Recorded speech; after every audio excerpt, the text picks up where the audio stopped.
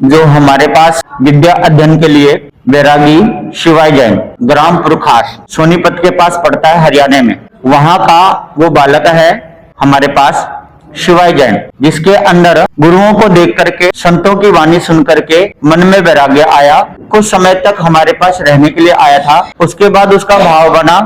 फिर हमारे यहाँ पर प्रक्रिया होती है कि जबरदस्ती किसी को दीक्षा नहीं दी जाती, स्वेच्छा से दीक्षा ली जाती है। तो उसने अपने माता पिता से आज्ञा ली, उन्होंने शहर से इस चीज के लिए हाँ भरी, तब वो हमारे पास आया और हमारे पास रह करके वो विद्या अध्ययन कर रहा है अभी भी। और कुछ चीजें ऐसी होती है दीक्षित होने से पहले उनको सिखाया जाता है, जैसे प्रतिक्रमण शब्द होता है। प्रतिक्रमण का मतलब होता है हमने जो कोई भूल की है उसकी क्षमा याचना करना, उसको प्रतिक्रमण कहते हैं हम। वो प्रतिक्रमण याद कराते हैं। 25 बोल होती है जिसके अंदर थोकड़ा बोलते हैं, यानी कि शास्त्रों के गुड रहस्य शब्द, वो चीजें याद कराते हैं। कुछ शास्त्र है, उत्तराधन सूत्र है, 10वें कालिक सूत्र है, ऐसे शास्त्र जैन आगम में जो दीक्षित होने से पहले पढ़ाया जाता है उनको, तो उनको पढ़ाया गया है ये सब चीजें, तो उनको आ गया। तो अब जो है सामाजिक तौर पर एक मीटिंग रखी जाती है, सभी भाई बहन वहां उपस्थित होते हैं, उनके बीच में ये निर्णय लिया जाता है कि आप दीक्षा का आयोजन करेंगे। इस दीक्षा का आयोजन भी Keshavpuram, Lawrence road, VIP park, JP tent है उसके अंदर, और सातवां जैन फाउंडेशन और दीक्षा की समिति सभी मिलकर के इस दीक्षा का आयोजन करने जा रहे हैं। आने वाले 25 तारीख यानी कि दिन रविवार, उस दिन इस दीक्षा का आयोजन बड़े ही भव्य रूप से किया जाएगा, ताकि सभी को ये एक अच्छा संदेश जाए कि ये संयम के मार्ग पर आगे बढ़ रहा है बालक। छोटा सा बालक है, 14 या 15 साल का है, कम उम्र का बालक है, लेकिन इस मार्ग पर आगे बढ़ रहा है, क्योंकि दीक्षा के लिए कोई उम्र नहीं होती। 8 साल के बाद कभी भी दीक्षा ले सकते हैं, बशर्ते उसके अंदर ये समझ होनी चाहिए कि दीक्षा क्या चीज है। फिर वो उम्र का कोई तगाजा नहीं, क्योंकि यहाँ पर यौन शोषण नहीं होता, यहाँ पर केवल स्वयं की आराधना होती है, धर्म की प्रतिपालना होती है। तो धर्म की प्रतिपालना के लिए कोई उम्र नहीं होती।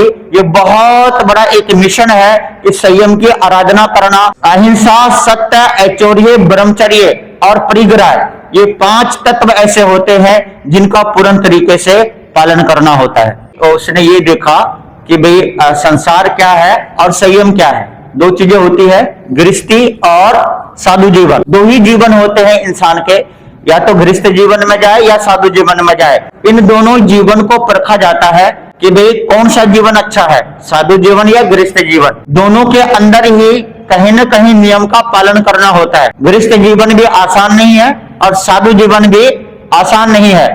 दोनों को जीवन को समझ करके कौन सा जीवन जीना है यह दबाव नहीं डाला जाता। उसके मन में आए कि साधु जीवन जीना है, गृहस्थ जीवन नहीं जीना है, तो इसी वजह से ही साधु के मार्ग पर यह आगे बढ़ रहा है।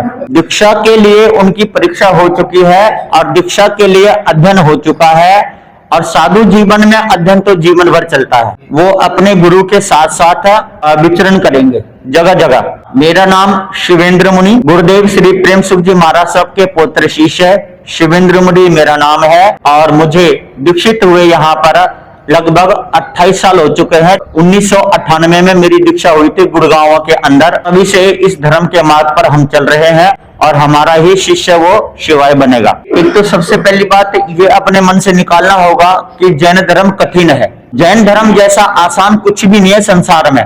ये एक धर्म जो है नेचुरल चीज है, नेचुरलीपैथी जैसे बोलते हैं कि नेचुरल चीज है ये। कि जैसे पहले के समय में हम नंगे पांव चलते थे, सभी चलते थे, और इसको जैन धर्म में नियम बना दिया। बात वही है, पहले सभी नंगे पांव चलते थे। आप सब जितने हैं, आप पुरानी जिंदगी को याद करें, आपके दादा परदादा जिनके पास जूते और चप्पल नहीं होते थे, सब नंगे पांव चलते थे, जिससे मिट्टी से जुड़ी होते थे वो। और नंगे पांव चलने से जीवों की हत्या नहीं होती। ये नेचुरल चीज है कि प्रकृति की सुरक्षा करना, पैदल चल करके प्रकृति की सुरक्षा करना, धरती से जुड़े रहना और जीवों की रक्षा करना, ये एक नेचुरल चीज है। इसके साथ साथ सर्दी और गर्मी सहना, ये भी एक नेचुरल चीज है। जैसे आज के समय में हमारे किसान भाई रात को 2-2 बजे तक, 3-3 बजे तक खेतों में जाकर के नंगे पांव है ना, घुटने तक पानी में रह करके वो खेतों की सिंचाई करते हैं, तब जाकर हमें अन्न और भोजन खाने को मिलता है। तो ये नेचुरल चीज है, ये कोई कठिनाई चीज नहीं है कि हम ये कह रहे हैं कि ये कितना कठिन है, किसका पालन कैसे करेंगे। ये नेचर है हमारा, जो नेचर से प्रेम करता है, नेचर को जो स्वीकार कर लिया, उसके लिए ये धर्म बहुत ही आसान है, क्योंकि ये नेचुरल चीज है। जैसे रात्रि को भोजन यहाँ पर नहीं खाया जाता, तो आप याद करो आज से 70-80 साल पहले कि गांव में ऐसा होता था कि 6 बजे खाना बन जाता था और 7 बजे खाना खा के सो भी जाते थे। जैन धर्म इसको नियम बना लिया, इसलिए थोड़ा सा अलग थलग कर दिया गया, अन्यथा ये मानवता का धर्म है। जैन धर्म कोई संप्रदाय नहीं है, जैन धर्म नेचुरल चीज है, नेचर से जुड़ी हुई चीज है। छान के पानी पीना, आप महाभारत, जिन्होंने वेद व्यास जी ने लिखा है महाभारत को, उसके अंदर एक शांति पर्व पाठ है, आप उसे उठा करके देखो।